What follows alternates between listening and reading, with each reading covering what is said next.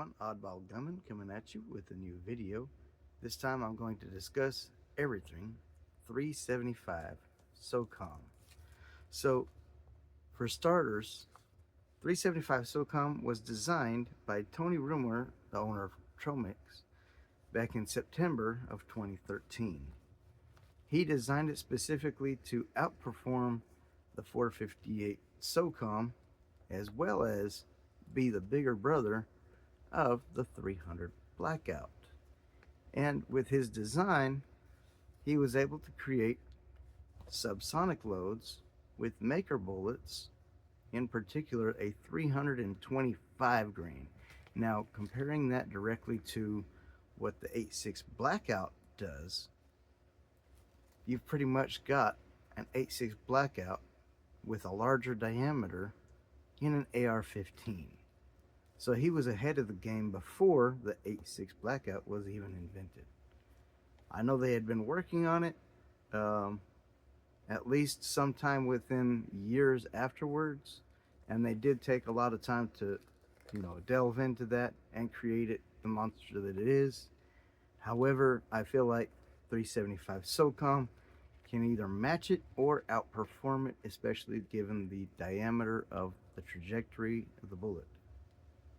So, that being said, that is why I personally chose to go with the 375 SOCOM.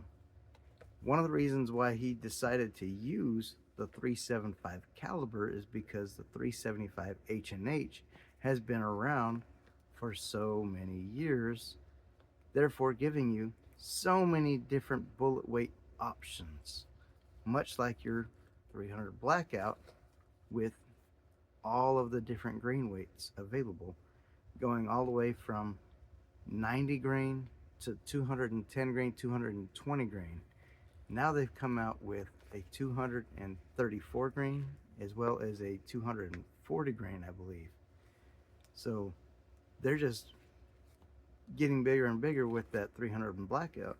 But the problem with that is you're still not getting quite as much energy on target, even with a 240 grain projectile.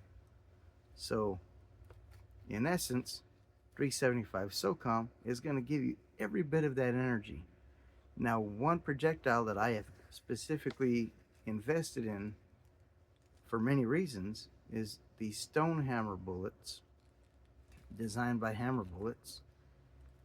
And that's because when they enter, they're designed to break apart, spread out, like at least 2 or 3 pieces, maybe up to 4 pieces, break off, spread out, and that shank continues to push on through, giving you a clean exit, which is what any hunter really wants when they're wanting a performing bullet.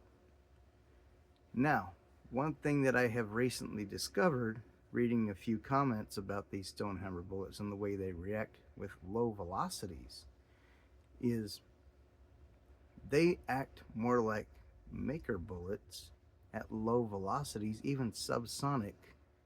So pretty much you're getting the same performance as a maker bullet with these Stonehammer bullets. I will be putting that to the test in the very near future. I do believe I'm going to get a subsonic loading with the Stonehammer projectile, specifically for the 375 SOCOM. So stay tuned. I'm definitely going to be coming out with more stuff for the 375 SOCOM.